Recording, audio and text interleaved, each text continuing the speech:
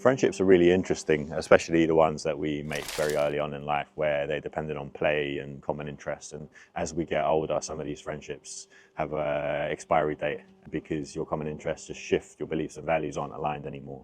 And it doesn't mean that's always the case. You can have conversations with friends and try and come along together or share an interest. But I guess no one person is everything for you. So people can have and play different parts in your life. And it's important to realize that. For a little bit more about this, have a look in the description.